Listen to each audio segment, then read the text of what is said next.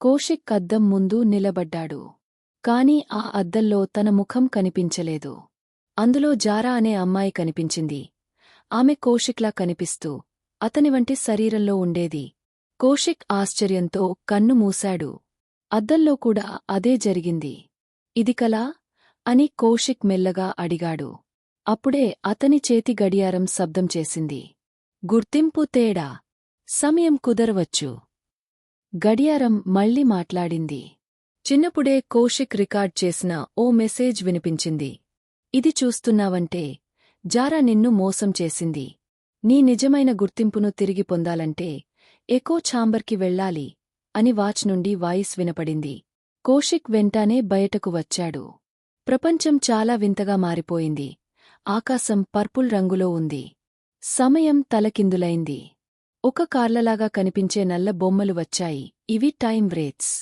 ఇవి చెడిపోయిన సమయాన్ని కాపాడేవి. వాటికి కౌశిక్ శరీరంలో ఉన్న జారా కనిపించింది. అవి అతన్ని పట్టుకోవడానికి వచ్చాయి. కౌశిక్ వెంటనే ఓ టైం పోర్టల్, కాలద్వారం లోకి దూకాడు. అక్కడికి చెందని ఒక వింత ప్రదేశానికి వెళ్లాడు.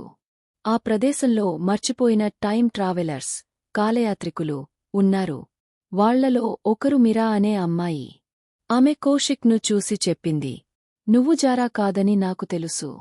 ఆమె నిన్ను బంధించిందని తెలుసు. నేను నీకు సహాయం చేస్తాను. కౌశిక్, మిరా, మిగతావారు కలిసి సమయమారుతున్న ప్రదేశాలను దాటారు. డైనోసార్లు ఉన్న కాలం, భవిష్యత్తులోని మంగళగ్రహం, మంచుతో కప్పబడ్డ భూమి. తీరావారు ఎకో ఛాంబర్ దగ్గరకు వచ్చారు. అక్కడ ఎదురుగా నిలబడింది జారా. ఇప్పుడు ఆమె టైం ఫాంటమ్ అయింది. నువ్వు నన్నెప్పటికీ ఓడించలేవు. నేనే నువ్వయ్యాను అని జారా అంది.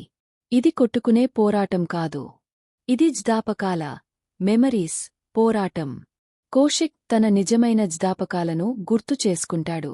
మిరా గొంతు వినిపిస్తుంది. జారా, నువ్వు నేను కాదు అని కౌశిక్ గట్టిగా చెబుతాడు. ఒక తెల్లటి వెలుగు. నిశ్శబ్దం.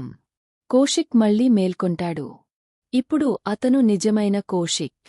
గడియారం నీలంగా మెరుస్తోంది. ప్రపంచం మళ్లీ సాదాసీదాగా ఉంది. కాని మిరా గొంతు వినిపిస్తుంది. జారా పోయింది. కాని ఆమె వెనక ఏదో మిగిలిపోయింది. కౌశిక్ మెల్లగా తిరిగి చూశాడు. లైబ్రరీలో ఒక మూలలో ఇంకో కౌశిక్ వింతగా చిరునవ్వుతో చూస్తున్నాడు.